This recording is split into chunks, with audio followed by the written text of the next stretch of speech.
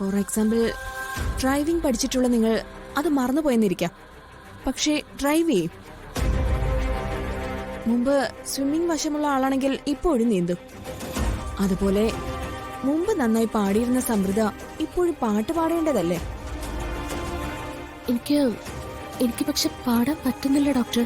സമൃദ്ധ മുമ്പ് പാട്ട് പാടിയിരുന്നു എന്ന് ആരാ പറഞ്ഞത്? അത് അമ്മ. അമ്മയെന്ന് വെച്ചാ ഹസ്ബൻഡിന്റെ അമ്മ? ആ അതെ, ശോഭന അമ്മ. സമൃദ്ധ പാടിയിരുന്നു എന്നുള്ളതിന് എന്തെങ്കിലും പ്രൂഫ് ഉണ്ടോ കയ്യില്? അത് റെക്കോർഡിങ്സ് ഉണ്ട്, അത് ഞാൻ കേട്ടിട്ടുണ്ട്. അത് കേട്ടാ പിന്നെ ഞാൻ പാടാൻ ശ്രമിച്ചതും. വീഡിയോ ഫയൽസ് അങ്ങനെ എന്തെങ്കിലും? ഇല്ല, അങ്ങനെയൊന്നും ഞാൻ കണ്ടിട്ടില്ല. 7-8 വർഷമല്ലേ ആയുള്ളൂ ഈ ആക്സിഡന്റ് നടന്നിട്ട്. സ്മാർട്ട് ഫോണൊക്കെ അന്ന് നല്ല പ്രചാരത്തിലുണ്ടല്ലോ. നന്നായി പാടിയിരുന്ന സമൃദ്ധയുടെ വീഡിയോ ഒരാള് പോലും റെക്കോർഡ് ചെയ്തിട്ടില്ലെന്ന് പറഞ്ഞ? അതെനിക്കറിയില്ല ഡോക്ടർ. ഓർഫനേജിൽ വളർന്ന അനാഥ പെൺകുട്ടിയായ സമൃദ്ധയുടെ പാട്ട് കേട്ടാണ് ഗോകുൽ ഇഷ്ടപ്പെട്ടെന്ന് പറഞ്ഞല്ലോ. ആ ഗോകുലിന്റെ കയ്യിലും ഇല്ലേ അങ്ങനെ ഒരു വീഡിയോ?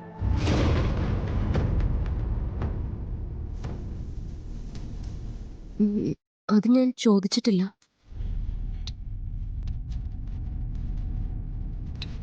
എങ്ങനെയാണ് നിങ്ങൾ തമ്മിലുള്ള റിലേഷൻ?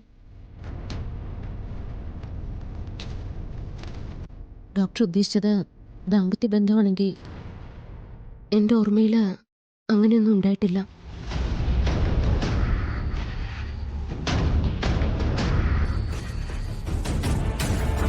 പക്ഷേ ഒരു കുട്ടിയുണ്ട്. ആക്സിഡന്റിന് മുമ്പ് ഞങ്ങൾ തമ്മിൽ എന്തോ കാര്യത്തിന് പിണക്കത്തിലായിരുന്നു എന്ന് അമ്മ പറഞ്ഞത്. എന്തായിരുന്നു കാരണം?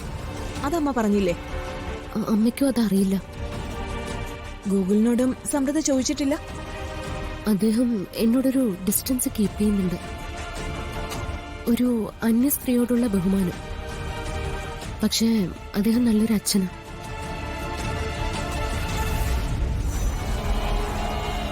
മുമ്പ് സമൃദ്ധ പാടിയിരുന്ന കീർത്തനങ്ങൾ ഇപ്പൊ പാടി റെക്കോർഡ് ചെയ്യാൻ നോക്കിയിട്ടുണ്ടോ? അത് എന്നെ കൊണ്ട് സാധിക്കുന്നില്ല ഡോക്ടർ. സമൃദ്ധ ഓർഫനേജിലാണ് വളർന്നതെന്ന് പറഞ്ഞല്ലോ. അവിടെ ഉണ്ടാവില്ലേ സമൃദ്ധയുടെ പാട്ട് കേട്ടവരും സമൃദ്ധയെ പരിചയമുള്ളവരും? സാധ്യതയുണ്ട്. സാധ്യതയല്ല, തീർച്ചയായും ഉണ്ട്.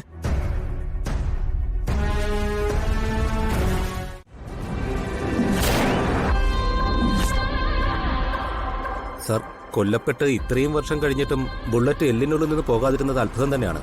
ഇതിൽ ഒരു അത്ഭുതവുമില്ല. മരണശേഷം ഡീകമ്പോസിഷൻ എത്രയായാലും എല്ലിനൊരു കുഴപ്പവും സംഭവിക്കില്ല. അതിനുള്ളിൽ കുടുങ്ങിയ ബുള്ളറ്റ് ഇളകി പോവുകയില്ല. സ്കെൽട്ടൻ കട്ട് ചെയ്തിട്ടാണ് ഞങ്ങളിത് പുറത്തെടുത്തത്. ഗുഡ്. ശങ്കർ സർ, തോക്ക് ഉപയോഗിക്കാൻ ലൈസൻസ് ഉള്ളവരുടെ ലിസ്റ്റ് എത്രയും പെട്ടെന്ന് SP ഓഫീസിൽ നിന്ന് എടുക്കണം.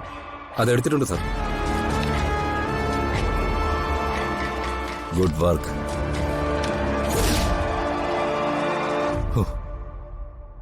ഇത് വളരെ സർപ്രൈസ് ആണല്ലോ.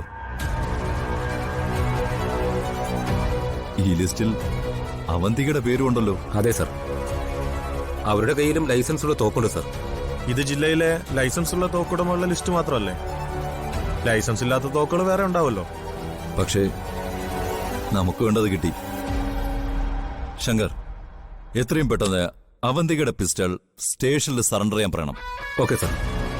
സറണ്ടർ ചെയ്യുന്നില്ലെങ്കിൽ പിടിച്ചെടുക്കണം. സർ, സ്കെൽറ്റലിനുണ്ടായിരുന്ന ബുള്ളറ്റും അവന്തികയുടെ കയ്യിലുള്ള തോക്കിന്റെ ബുള്ളറ്റും പരിശോധിക്കണം. Okay sir. ആ തോക്കിലെ ബുള്ളറ്റ് തന്നെയാണോ മരണകാരണമെന്ന് കണ്ടെത്തണം.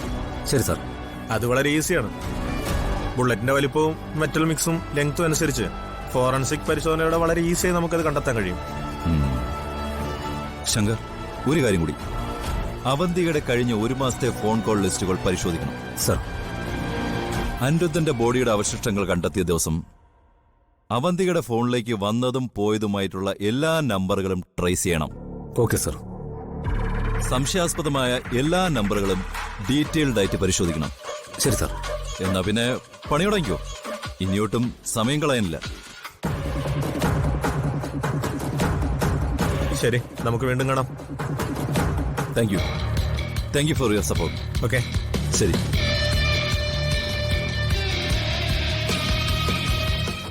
ഇപ്പൊ തന്നെ അതിനുള്ള ഏർപ്പാട് ചെയ്യാം സാർ. ആ നമ്പർ ഓഫാക്കിയ സ്ഥിതിക്ക് അയാൾ മറ്റേതെങ്കിലും നമ്പറിൽ നിന്നും അവന്തികയെ വിളിക്കാതിരിക്കില്ല. സാർ, സിം മാറ്റിയാലും ഫോൺ ഓൺ ചെയ്താൽ ഉടൻ തന്നെ IMEI നമ്പർ വെച്ച് നമുക്ക് അയാളെ ട്രേസ് ചെയ്യാൻ പറ്റും. ഈ മൂർത്തി ആളത്ര ചില്ലറക്കാരനല്ലെന്ന ഞാൻ അന്വേഷിച്ചപ്പോൾ അറിയാൻ കഴിഞ്ഞത്. അവന്തികയുടെ എല്ലാ കാര്യത്തിനും കൂട്ടുനിൽക്കുന്ന ഒരു ക്രിമിനലാണ് അയാൾ. ഒരുപക്ഷെ ആ ഫോൺ തന്നെ അയാൾ മാറ്റിയേക്കും. അവന്തികയുടെ കോളുകളെല്ലാം ട്രേസ് ചെയ്യാൻ ഇപ്പൊ തന്നെ സൈബർ സെല്ലിനോട് ഇൻഫോം ചെയ്യണം. മൂർത്തി അവന്തികയുമായി ഇനിയിപ്പോൾ ഏത് ഫോണിൽ നിന്ന് കോണ്ടാക്ട് ചെയ്താലും ആ നിമിഷം നമുക്ക് അയാളെ ട്രേസ് ചെയ്ത് പിടിക്കാൻ സാധിക്കണം. സർ, ഇപ്പൊ തന്നെ സൈബർ സെല്ലിൽ വിളിച്ച് അതിനുള്ള ഏർപ്പാട് ചെയ്യാം സാർ. അവന്തികയുടെ രഹസ്യങ്ങളിലേക്കുള്ള ഏക വഴിയാണ് ഈ മൂർത്തി. അയാളെ നമുക്ക് വേണം. ഒരു കാരണവശാലും നമ്മൾ വിരിക്കുന്ന വല പൊട്ടിച്ച് മൂർത്തി പുറത്തു പോകാൻ പാടില്ല. Okay sir. മൂർത്തി എങ്ങനെയെങ്കിലും ട്രേസ് ചെയ്ത് കണ്ടുപിടിക്കാനുള്ള എല്ലാ ഏർപ്പാടുകളും ചെയ്യാം. ഇതുവരെ അവന്തികയുടെ അമ്മാവൻ അനിരുദ്ധൻ കൊല്ലപ്പെട്ടെന്നു മാത്രമാണ് നമുക്ക് കിട്ടിയ ഇൻഫർമേഷൻ. അവന്തികയും ആ കൊലപാതകമായിട്ടുള്ള കണക്ഷൻസും വെറും ഊഹങ്ങൾ മാത്രമാണ്. അതെല്ലാം സത്യമാവണമെങ്കിൽ നമ്മൾ ഇനിയും ഒരുപാട് ദൂരം സഞ്ചരിക്കണം. കോൺക്രീറ്റ് ആയ ഒരു എവിഡൻസ് ഇല്ലാതെ അവന്തികയെ പൂട്ടുക അത്ര എളുപ്പമുള്ള കാര്യമല്ല. ഏത് മാളത്തിൽ പോയി ഒളിച്ചാലും മൂർത്തിയെ നമുക്ക് തപ്പിയെടുത്തേ പറ്റൂ. ഞങ്ങൾ ഏറ്റു സാർ.